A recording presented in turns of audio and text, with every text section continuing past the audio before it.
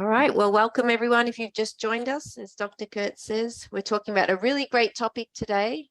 We're going to be talking about telomeres, DNA, stem cells, what else? Senescent cells, NAD, and how they all interrelate. And I know, Kurt, you've been doing extra study on this recently. Oh, I've been reading up on it. Well, and Andrea and I really covered this topic a number of years ago when the Stemolytics product first came out, because people were saying, well, if I'm taking Stemolytics, then I don't need to be taking the TSX. I'm Right. like, no. They're different products for different uses. So yeah. All right, well, it's the top of the hour. Let's get this thing started. Hey, everyone, welcome to the call. My name is Dr. Kurt Fisnick. I got my friend Katie Larking over here, and she's from down in Australia, and I'm up here in Fargo, North Dakota. And you know what? Tonight we're going to talk a little bit of science with you a little bit, and we're not going to get so in depth with it that it scares you, because you really don't want to have to learn the science. But if you can learn a little bit how everything works together, I think it helps when you're explaining to people why you need to take this product and that product together to get the best results. So if you're watching the video, get back to the person that got it to you.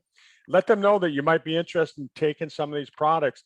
And don't just say, oh, I'll try it, and you take them for 2 or 3 weeks, and then you say, oh, it didn't work.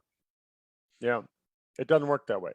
Natural products aren't drugs. Natural products are something that makes changes inside your body. It supports a natural system so that your body makes the changes that's necessary for your future.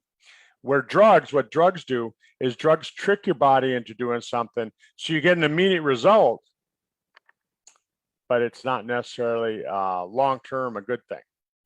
So what do you think, Katie? Yeah, it's really interesting, Dr. Kurt, because last week we were talking about, the topic of brain health and are you losing your mind? Unfortunately, it's part of aging that, the brain starts to deteriorate. And we were talking about natural supplements, ingredients, and this one particular supplement that come out and on the bottle, and it's endorsed by doctors and stuff. I'm not talking about any sizzle product specifically at this moment, but what I will say is that on that product, it said that you need to take it for 6 months.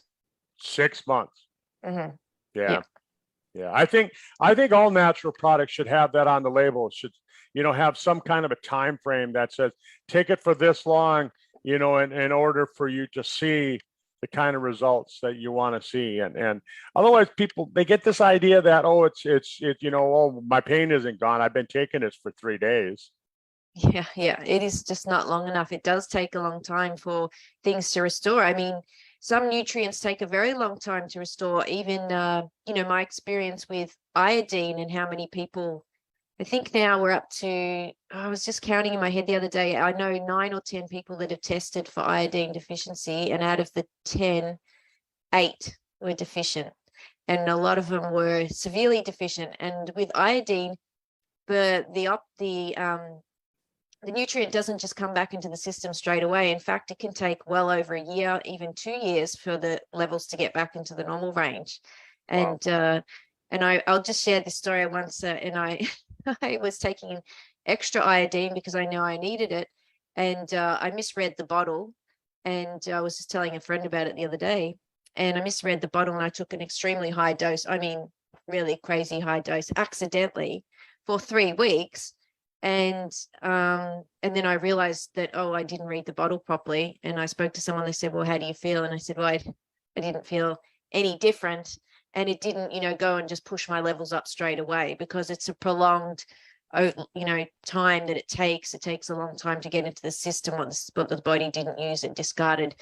And, you do need to be careful, I think, even with, those sort of things too. That's why I always like to get things checked. I'm always going and getting my levels checked to see where I'm at. And I just got my levels of vitamin D checked yesterday, and selenium and iodine again, because I'm always checking to see, do I need more? Am I taking too much? Do I need less? Yeah. Well, I was reading an interesting study this morning, and they were talking about, it came from orthomolecular medicine, and they were talking about the fact that when you have dental problems in your mouth, your gums, things like that, and you get an infection, you don't necessarily have symptoms. You don't have tooth decay, anything like that, but you might have an infection in there. And they found that that relates to heart disease. And atherosclerosis is what they were talking about. And they were saying that with atherosclerosis, 100% of the time, always, not sometimes, always, they always found a relationship between the bacteria from your mouth and the atherosclerosis, 100% of the time. Anybody, Yeah, wow. it's the number one killer of people in the world, and they're saying 100% of the time it's related to bacterial infection from the mouth. But what I found even more interesting was that if you kill the bacteria, what happens is the bacteria gives off toxins after it's dead. Right. And so whether you have an active infection, it's using up your vitamin C. And then when you kill the bacteria, you have the toxic effect, which is using up vitamin C. So now they're saying that vitamin C levels at that particular area, at that focus level, where that atherosclerosis is being formed, they're finding that there's depletion in those cells. So if I have a arterial plaque in my coronary arteries, they might do a vitamin C level test on my body and they go, oh, it's fine. Your levels are within the normal range. But if they actually went in and they did a test on those cells at the level of the atherosclerosis, they would actually find that the vitamin C levels are depleted at that level. Wow. Yeah. So what's the solution then? So what did they conclude? Well, I mean, the main solution is that you want to take better care of your teeth. Right. Right. Of course. And so my point, I made a post on it on Facebook. My point was that, if you're using a commercial toothpaste, I won't list any. They use triclosan, which is the ingredient that was in hand soap, antibacterial hand soap, that the FDA last 2 years ago came out and said actually didn't kill any bacteria, and that's what toothpaste has in it. And they're saying that's what kills the bacteria. Fluoride doesn't kill bacteria, by the way. And so you're brushing your teeth with this stuff and you're not really getting the results that you want. Sizzle toothpaste, of course, has stabilized chlorine dioxide, which does kill bacteria. It does kill viruses. It does kill those things. And now our toothpaste is going to have nano silver in it. Right. Yes. Boom. It's going to be even that much better. Yeah. Amazing. Yeah. So great product. Yeah, so let's talk about the topic tonight. And we're talking about stem cells and all those different things.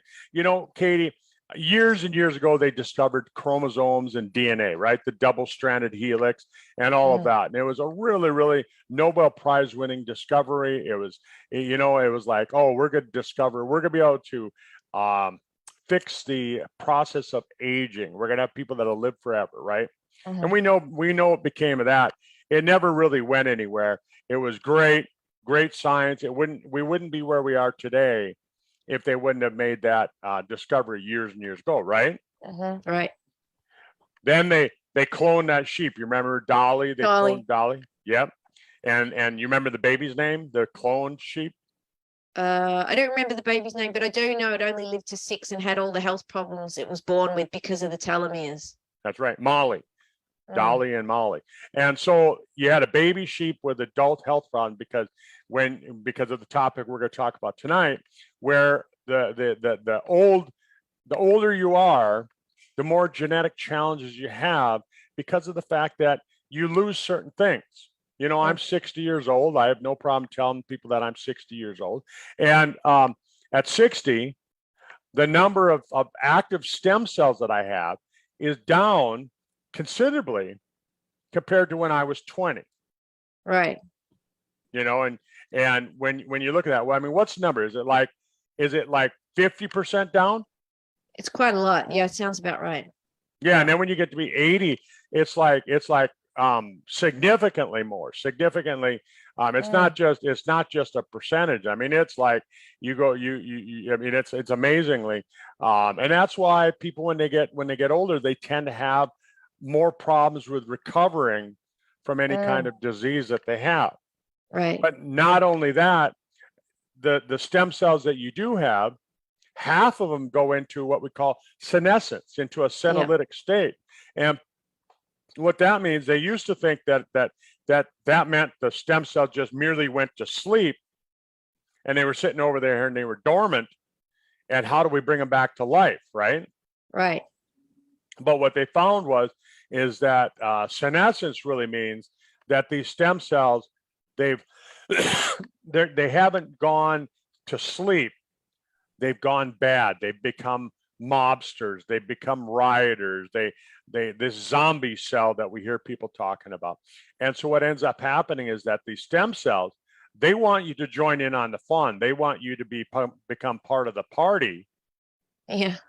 And so they're out there partying away, and they're dragging all the healthy cells in, and now they're turning those cells into bad cells too. Yeah. Wow. So, so this is all important stuff. So how do we look at that stuff? So, I think that the important thing is to start about those double helixes, the chromosomes, how they're wound together like this. So what happens is, in order for your body to make new cells, because your cells are being replaced all the time, Katie, right? I think in 7 years, there's not one cell left in your body that's the same. Yeah. And some cells replace, like skin cells, boom, boom, boom, all the time, right? I mean, every second you're losing skin cells that are replacing themselves. So how does it work? Well, that double helix, what it does, it unravels. And then this RNA, this messenger RNA comes in, it matches up to it, right? Like these two fingers, they match up. If I went like this, you can see that's going to set a different code. Yeah, right? I've got a little picture of that. Right? Well, I mean, you can see it right here with my fingers. They don't match up. I mean, if I go like this, that doesn't match up. It doesn't fit the same. And that's what happens when you start having genetic changes, right? When you start having DNA damage. Yeah. And we all have DNA damage. You guys live down in Australia. You've got a hole in your ozone. So you've got this radiation, you got this UV radiation that's coming down, it's pounding on you. It's causing DNA damage. Up here in the United States, we use all sorts of chemicals on everything, and that causes DNA damage. We've got just stress that causes DNA damage. Yeah, and just while you're talking about that, I was going to say, I was shocked to learn, it was about a couple of years ago, that the thing that causes the most aging on the skin is UV damage. It is the most aging. It's called photoaging, and the more you put your skin in the sun, especially your face and stuff like that, you're going to accelerate the aging of your skin a lot. But you need a certain amount of sunlight for the vitamin D conversion and things like that. So you need that sunlight, but you just need it in moderation, everything in moderation. So the first thing that we want to talk about then is, okay, so if I've got DNA damage and my body is making new cells, and so you got the double helix that's splitting away, and then the messenger RNA comes in and it matches up, and instead of matching up like it's supposed to, it matches up like this. Now all of a sudden, instead of your body making let's say a cell for a new nose, it makes a cell for a new ear. Right. But it puts the ear on your nose, right? You can see the problem with that. Yeah, it's not meant to be there. It's not meant to be there. And that, and that's going to cause some problems. So then what ends up happening is that there are problems. We can get cancer, we can get other diseases and things like that. But so your body has a built-in system that says, hey, when that cell is damaged, that chromosome is damaged like that, that's when the immune system takes that cell and puts it into senescence. Right. Right? Because your immune system says, hey, that DNA isn't normal. There's something wrong with it. We're going to put it off to the side. We're not going to copy that particular DNA anymore. Right. And it puts that cell into senescence. You see what I'm saying? Yeah. So senescence is a useful tool for the body to manage itself. That's how it works, right? And so it takes it out of existence. It makes it causes it to go into suicide, and that's what's supposed to happen.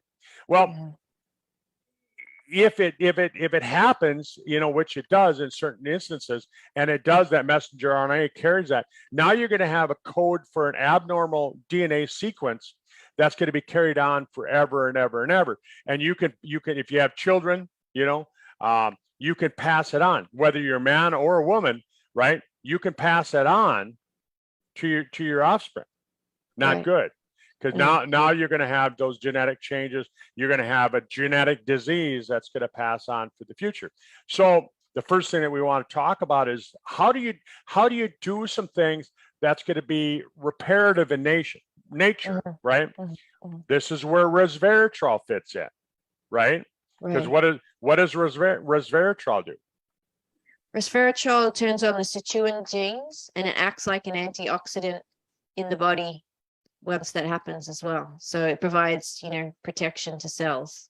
That's right. So the Sirtuin genes, very important. You just said a keyword. The Sirtuin genes are the DNA repair guys. They come in there and they go, oh, that DNA is bad. Let's fix it. Yeah. And what it does is it might snip off part of your DNA and throw it away, because if it's not repairable, toss it away, snip it off a little bit, and now you can have that sequence of events, that messenger again is going to be in the proper order. Right. Right, because DNA is just it's those four amino acids put into a sequence of events, and those sequence, it just repeats itself over and over and over, and that's what your DNA strand is made of. So it just clips it off and it replaces it or it repairs it. Yeah, right? Fantastic. Yeah, and so you can see where resveratrol is very, very, very important. So then they discovered that resveratrol triggers the Sirtuin genes to go into work, but what fuels the Sirtuin genes? NAD? NAD, right. Very, very important, right? So now we got NAD, and so you can't just take NAD. I can't go to a pill bottle and go, oh, give me some NAD, right? So what do you have to do? You have to take the precursors. Cofactors. Right? And those precursors, this is some important science. Again, we can't mention the guy's name that did the work on it because he gets all upset because he's getting paid by a drug company because they're trying to come up with a drug that does the same thing as these natural things. But I can't see why would you want to have a drug if you got something that natural that does it. Exactly. Right? I mean, it makes sense to me. Let's use something natural.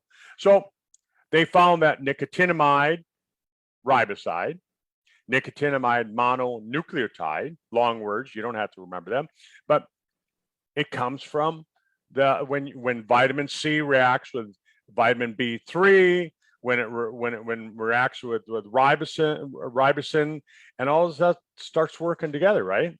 Yeah. And what does that form? So that creates the NAD. That helps create the NAD, which is the fuel for the Sirtuin gene. It's also the fuel for everything else in your body, but it fuels these Sirtuin genes. The Sirtuin genes need that for fuel. So if you aren't getting enough NAD, your stem cells can't go to work. That's right. So the stem cells or the NAD, that depletes in your life too, doesn't it? Yeah. I can't remember. What did Tom used to tell us? How by the time you're 50 years old, your NAD levels are down how much? Well, I think you said 50%. That's what I thought he said too. Like half. You're missing half of your NAD activity. So how in the world are you going to get your Sirtuin genes to work? You can take all the resveratrol you want to take, but if you don't have the NAD levels, it's not going to do what it's supposed to do. Right. Right? It's like trying to make a pumpkin pie, but you don't put the spice in, the pumpkin pie spices. Yeah, well, you don't put the pumpkin in, just the pastry. That's right. So all of a sudden now you just got crust. Yeah. Throw some whipped cream on some crust. Yeah, call pumpkin pie. That doesn't work that way, right? Yeah. So all of these things really work together. So we've got resveratrol, which comes from the seeds of grapes or the grape skin. It also comes from some other plants too, but grape skin and grape seeds, that's where they get resveratrol. NAD comes from nicotinamide riboside, nicotinamide, and all that. That comes from you can eat certain foods like organ meat, like beef liver, and things like that, right? But you can also get it from plants, certain plants like green beans, right? What other plants have lots of niacin in them? Um, yeah, whole grains have got niacin in it too. Whole grains have a lot of niacin in them. There you go, Yeah. right? Yeah. And then of course you can eat your Wheaties because it's fortified with niacin, right? Yeah, unless you've got a gluten intolerance, you don't want that. Yeah, and I'm being kind of sarcastic. It's I like, know. they take all the niacin, all the good vitamins out of the whole grain so they can make the cereal. They feed that to the cattle, and then they take and they fortify it with man-made vitamins. Yeah. Right? And that's what they feed us as humans. And we wonder why there's so much disease in the world right now. Well, I heard that if they didn't fortify any of the food, everyone would be even more sick, than people do get, because a lot of those processed foods have all the nutrients stripped out. They have to actually add it back in. They have to add it back in because they strip it out. Isn't that the truth? So, folks, you can see, if we stopped right there, you can see where you could make some important health changes in your life just knowing those two things. And so we've got a product Tom came out with. What was it? Five years ago in July, right? 5 years, 2 months ago. 2017. Yeah. And that's called the H pill. And Katie and I and a lot of people have been talking about it lately because we've been putting people on this 2-week challenge, because Tom said you need to take a double dose, especially if you're over the age of 40, to kind of pump those levels up really quickly, kind of kickstart it all. Yeah. I love the product. I just did my double dose this morning, and I just noticed, for me personally, I like doing the double dose, and just noticing, great benefits with it. So, and we did that talk recently. I know you give it to your dog, and we've got some amazing testimonials from people giving it to their pet. Of course, you need to adjust the dose based on the weight of the dog, but just incredible product. It just has so many. And if you go through the ingredients in that product, you try and go and purchase those ingredients individually, and it's almost impossible. It would be so expensive. It's just packed full of fantastic ingredients. Oh, it really is.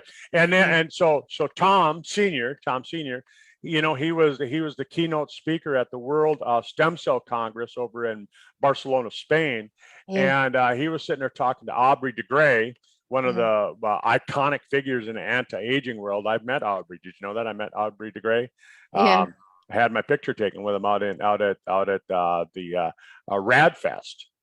Have you been to another one since? I have not. Are you going to? No, it comes up this year right during elk hunting season. I was just looking at the schedule this morning. I'm like, I'd like to go, but I can't. I'd love you to go. Yeah, I would love me to go too, but it's the first opening weekend of hunting, so I cannot. But anyhow, so they were just talking to Aubrey de Grey and some of these other iconic figures in the whole world of stem cells, and they said that it's going to take decades to figure out this whole thing about senolytics, right. how to clean up the bad cells. So I remember Tom and I were talking about this, and it's probably, I don't know, it was probably a month down the road after we had talked about it, and I was reading some research by Mayo Clinic. And Mayo Clinic said they were putting together a formulation. They were doing a study using a chemo called dasatinib and Guisertin. Guisertin is a polyphenol flavonoid from onions, of all things, right? And it comes from apples and persimmon and things like that. But it's all natural. And so they were combining a chemo drug with a flavonoid from fruits and vegetables, and they were working on how to take your cells out of this senescence. Right. And so I thought, well, if they're using a chemo drug, we've got to remember that most drugs, when they do the research on them, most drugs they copy something natural and they make a drug based on the natural. So I Yeah. started studying, I started digging down that rabbit hole, and I started studying what's dastatinib. And I found that dastatinib works like fisetin, Wow. right? And where does fisetin come from? Well, you can get it from strawberries, but you can also get it from a specific tree as well. It comes from a tree as well. What tree? Yeah, I was just trying to think of what it was exactly. I remember reading it once. Did you know that? I didn't know that. That's why I asked you what tree it is. Yes, it's Chinese, Japanese knotweed. Oh, the knotwood tree? Yes, I'm pretty sure that was it. Oh, I'll have to grow one. Pretty sure. I've got Gert. I can see Gert's tuned in. Gert, if you've got your chat box and you know what the other source is, I'm pretty sure it was the the Japanese tree. I'll have to look it up. But yeah, there's Okay. two sources. Okay, so yeah, so I mean, I just tell people it comes from strawberries because everybody loves strawberries. Who doesn't love strawberries, right? Yeah. So you know, it comes from something natural, and so it works like this dastatinib. And I was like, interesting. So I went out and I went searching for fisetin, and I started taking glycertin, and I started taking those two things along with a couple other things. And Tom called me up one day, and we were sitting here talking, Tom Senior, and he said, "Guess what I came up with?"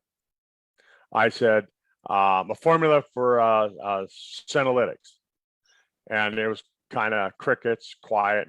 And he said, "How'd you know?" And I said, "Well, I'm taking some stuff." As you know. I'm taking some stuff. And he says, "What are you taking?" And I told him, "Well, I'm taking fisetin, I'm taking glycertin." And he said, "Really?" He said, how'd you decide to take that?" And I said, "Well, because of the study that came out of Mayo Clinic," and blah, blah, blah, blah, blah. And he said, what dosage are you taking? And I said, "Oh, here's what I'm taking." He said, "Oh, not enough." He said, "You got to take way higher doses than that." Because, Tom was always, he wants to get that therapeutic dosage. He doesn't want to just take, a little bit. He doesn't want to just sprinkle dust on there, what do you call it? Fairy dusting. Yes. He wants to take the max amount. So I started taking increased levels, and then of course, when the product came out, I didn't have to take that, and I could save some money because I could buy it all in one product, which he called Stemolytics. Right. But what does that do? So again, what happens is that your DNA. Oh, let's back up. I missed one step here, one important step. Yeah. And I'm going to back up just a little bit, and then I'll fast forward, right? I'll circle back to it, like the press secretary for the president got used to saying. I'll circle back to that. So here's the whole thing. You got telomeres, and telomeres, Katie, that's the little ravelly end. It's like the rat's nest at the end of the chromosome, right? Yeah. Yeah. And it keeps the end of the chromosome from falling apart. It keeps the end of the chromosome from unraveling. Yeah, the tips or caps of the chromosome. Yep. And inside of there's like a fuse. Think of it like a fuse on a stick of dynamite. And when you're conceived, when your mom and dad got together and your cells started growing and you were conceived, what ended up happening is that fuse was lit.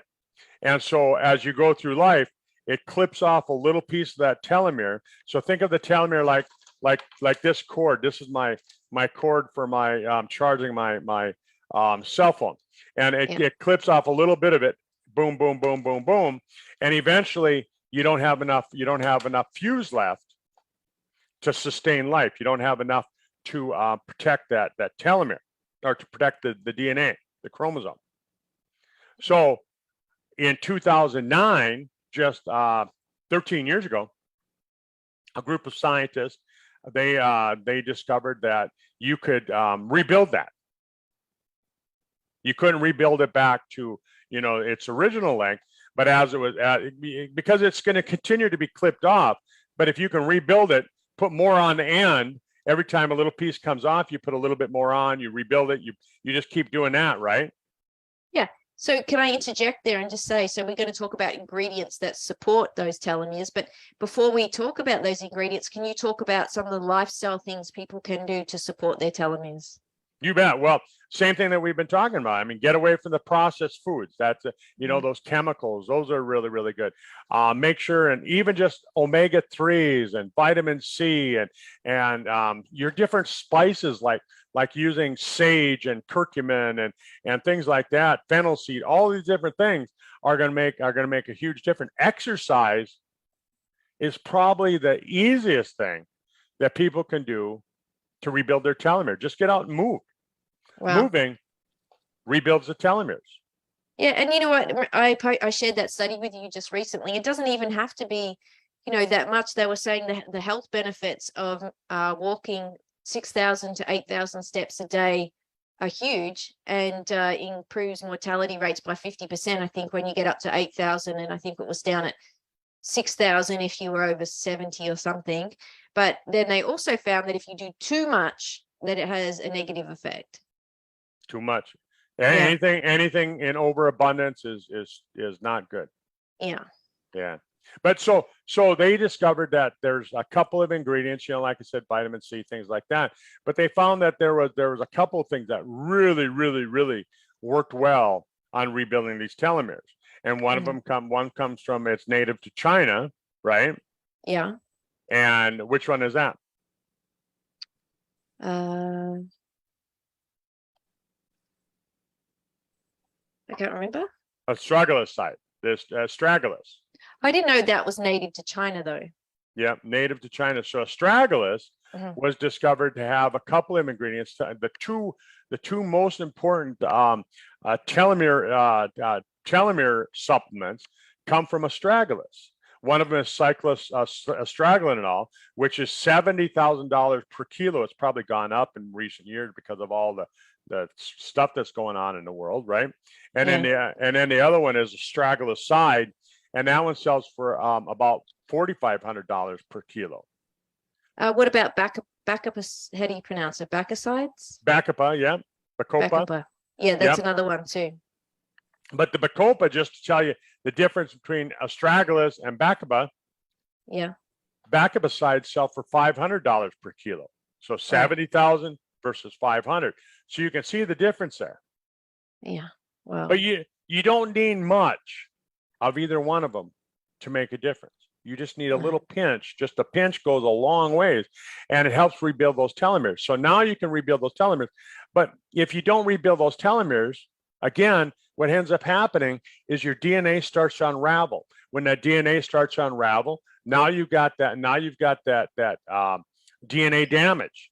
The Sirtuin genes has to repair it. But if you don't have enough NAD, if you don't have enough Sirtuin gene activity, now your telomeres get damaged. You have the wrong message that's going out. The messenger RNA comes and meets up with the DNA, and it sends out the wrong message.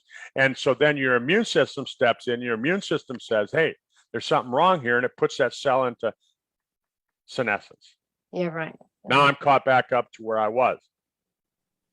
Make sense? Okay. Yeah. Okay. So going back to where I was, I'll rewind myself. And where I was I was going to talk about, so how do we take and we get rid of these senolytic cells? Once they're there and they're starting to cause a riot, they're starting to cause mob activity and all these different things. Now, what you really want to do is you want to get rid of them, right? And like I said, Tom was talking with one of the iconic figures at the World Congress of Stem Cells, and they said, oh, it's going to be decades before we can figure this out. And 9 months later, voila, Tom has Stemolytics invented. And he taught me all about it. He gave me all the science. He said, I want you to know about this because you're going to be our ambassador to Australia and New Zealand and teach people about it. So I was just looking at the files and files and files that he sent me 2.5 years ago. Wow. And this time of the year, 2.5 years ago, I was sitting here reading file after file after file of information that Tom was sending me so that when I came down to visit you all in 2020, I could pass on an information that's really, really interesting. So one of the ingredients, like we said, it's fisetin. It comes from strawberries. It's a really powerful anti-stemolytic type of an agent. And what it does is it takes those cells that have gone into senescence and it tags them. So your immune system says, hey, you're out of here. Yeah. That's as simple as it works, Katie. It's not like really rocket science where you have to go in there and go, oh, it does this. No, it just tags them, throws a little, so your immune system can say, get rid of it. What about the Hayflick limit? So the Hayflick limit basically says that the cells with that telomere, they've only got so many times that cell can divide before the DNA is too short and there's not enough left. Like let's say that my 4 fingers are the DNA, right? And the message is made up of these 4 amino acids, right? Well, let's say that my chromosome is so short that I only have 3 left. So the Hayflick limit says that chromosome is too short. We can't copy that. Throw it away. So how do you go past the Hayflick limit? What's the latest science on that? You really can't go past the Hayflick limit, because once it gets down where you've clipped off, that 4th finger, it's not going to work, right? Well, then, so the key is, do you go past the limit if you manage to keep your telomeres intact? Isn't there a lady doing an experiment? She's called Ground Zero or something. Yeah. The zero patient. She's what's her name? I met her down at that same RAD festival. She was there. She was, she had just started doing that in those injections back then. Yeah, and she's trying to defy that limit, isn't she? Yeah, but well, you really can't defy the Hayflick limit, but what you can do is you can keep your cells from going into the limit. That's right. Yeah. Right. The limit's there, but you stop it reaching the limit. Right, but you just keep rebuilding things before it gets there. Right. Right. It's like your car. Don't let your car run out of gasoline. Keep stopping and filling it up. Right. Yeah. And then you're never going to run out of gasoline. It makes me think of one other thing is that, when they try then do that with drugs, it forces the cells, whereas when they use the herbal ingredients, they find that it's an adaptogen. The body takes what it needs instead of forcing it to happen. So they work differently, don't they? Drugs really, that's why drugs have so many interactions. Right. Yeah. And you don't want to use the drugs, because if you're tricking your body into doing something, it's like if your brother tricks you into doing something, eventually you're going to figure it out. Yeah. Right. And that's how your body is. If you're tricking the body into doing something, eventually your body's going to figure it out. And then you're going to be worse off than if you just left it alone in the beginning. Yeah. So Sirtuin, we were talking about Sirtuin, a new study came out, and they're actually taking old folks in nursing homes, because they found that 80% of the deaths from this coronavirus occurred in the nursing homes. Right. Right. And so they're taking, and now they're giving Sirtuin to the residents of the nursing home, because they found that it boosts the immune system. It gets rid of these senolytic cells, and now they can fight off the coronavirus that much better. And they're saying that the initial results of the study are that they're finding that these people are surviving. Right. Wow. Isn't that cool? Yeah, that's fantastic. I know you're really excited about that. That's a great resource, is the PubMed, isn't it? When you can see all the new studies coming out on PubMed, and you can review the information there and read the summary and what they've discovered. Yeah, and then you start relating it back to real life, and you start saying, hey, we can use it for this, right? And we can't say cures, anything like that. We just say it supports the body's natural immune system to do what it's supposed to do. You can see from what Katie and I have been talking about, we're not tricking the body into doing anything. We're just supporting the body's natural system of saying, hey, that cell shouldn't be here, get it out of here, right? One of the other ingredients is glycertin. Right. And that comes from onions and things like that. And it basically works the same way. They got a little bit different action on the senolytic cells, but it gets rid of them. A study that they're doing over in England, over in the UK right now, is they're doing a study with people with cardiovascular disease, and they're giving them glycertin, and they're finding that they can reverse some of the cardiovascular disease. Wow. That's pretty cool too, isn't it? Right. Yeah. So there's 2 of the ingredients that are found in the stemolytic product. We've got another one. It's curcumin, and Tom really liked curcumin. He has curcumin in lots of our products. He's got it in the brain vitality. He's got it in the stemolytic. The stemolytic. He's got it in TSX. What other products did you have curcumin in? I think those are the main 3. Yeah. Yeah, I think there might be a couple other ones too. I'm trying to think, but you can always tell when you open the capsule up and it's yellow and it turns your fingers yellow. Yeah. That's usually the curcumin. But curcumin is another good stemmolytic agent that works really well.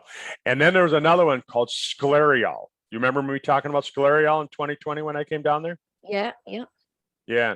So sclereol comes from a certain type of seed, right? Like I used to tell Tom, I said we should use perilla seed in some of our products, perilla seed extract. It's really really good. It stops a lot of inflammation. It stops what's called the arachidonic cascade, which is an inflammatory process in your body. When like if you get let's say you have hay fever and you get exposed to pollen and all of a sudden you start sneezing. Right. Well, what's triggering the sneezing event is actually this arachidonic cascade, which is it's a fatty acid type of a reaction, right? So they found that this extract called pyramine from the perilla seed actually stops that. But so I was talking to Tom, and he said remember that perilla seed that you were talking about, and I'm like, yeah. And he said, so we've taken and we've extracted one of the ingredients called scleric acid from there. And that particular acid, what it does is it works to help with this senolytic cells. Right. And so that's another one. So those are the main ones that I like to talk about because those are really the main ones to reverse this. But you can see, so you're going right down to the ground level, right? You're getting rid of the senescent cells. Yeah. You're repairing the DNA. Yeah. You're restoring the length of your telomeres. Yeah. Right. You're adding fuel to the NAD, which triggers the stem cells to go back to life, to go back to activity. You can see what's that going to do for your age, for your longevity. Yeah, fantastic. Yep, it's just going to bump it up, and so all the things are very, very important. But why spend all the money on that if you're going to continue to have the same crappy lifestyle that you do right now? Yeah, that's the whole thing. A pill is not going to save you. The first things you absolutely need to do is look at your lifestyle, look at what you're eating on a daily basis, your stress levels, your sleep, your exercise, get all those things right. These are just, the icing on the cake, but the cake is the rest of the stuff. It's up to you, isn't it? That's right. And get rid of all those toxic products that you're using, that you're putting in your hair, that you're putting on your skin, you're putting in your mouth, you're putting on your hand, and all this. Get rid of all that stuff because, like I was saying earlier, I mean, if you clean up the infection, but you don't clean up the mess, you still have a problem. And so if you're trying to repair all your DNA and you're trying to do all this repair, but you continue to damage the DNA with your lifestyle, what good are you doing? Yeah, not much good. Yeah. So you got to go down to the grassroots. You got to start from the beginning, and you got to make those changes, and I was telling people today, Katie, it was almost 25 years ago that I really made the decision to make these changes in my life. I'm 60 years old. So half of my adult life, well, longer than that, more than half my adult life, almost half of my entire life, I've been making these changes, because longevity runs in my family, Katie. Yeah. Recently, I saw a guy 105, and it turns out that they say he's the oldest active farmer in North America, and it turns out he's related to me. 105 years old, still farming, right? Yeah, fantastic. Yeah, my great uncle was 98 when he passed away. Wow. And the Queen passed away yesterday. She was 97. 97. Yeah. I'm not related to her. I'm not related to her, but no. So anyhow, right. I'm looking at the time. We've talked for 45 minutes. And, folks, I appreciate you being here with us. And, sometimes we can get a little bit long winded, but I think this stuff is so important. It's important to pass it on. And, the more you hear it, the more you listen to it, the more you kind of go, oh, hey, and you start thinking about that stuff. I was listening to do you know the magician, David Blaine? Yeah. Right. He's a magician. And he wanted to beat the record for the world's holding his breath the longest in the world. He wanted to beat that record. Right. And the record was 16 minutes and 34 seconds. Holding your breath. For 16 minutes and 34 seconds. No breathing. Oh. And so he studied up on how do you do it? How do you make it so you can hold your breath longer? And Houdini had made it to just not even 4 minutes. Right. Wow. His world record was less than 4 minutes. So some other guys had made it 16 minutes and 34 seconds, and David Blaine said, I want to beat that. So he studied it and things like that. And one of the things that he said was, you had to have your body in perfect shape. You had to be able to slow it down. You had to have it in perfect shape.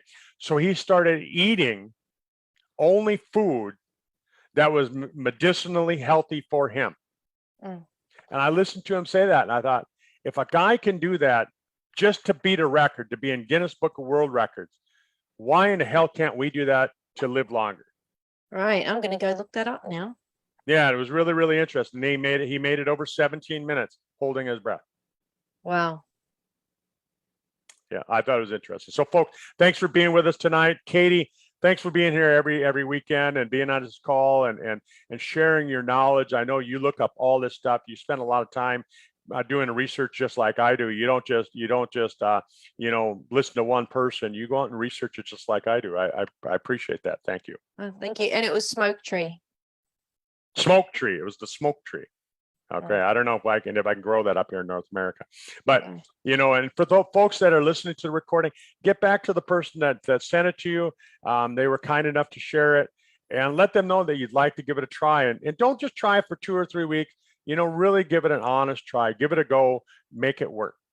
Yeah. And it'll work even better if you do those lifestyle changes too, that we talked about, Kurt. We don't want to just be relying on a tablet to do something. That's right. You can't. If that's all you got to do, then don't do it at all. Don't waste the money. Yeah. All right. Have a great weekend. Thanks for jumping on, everyone. Bye. Bye.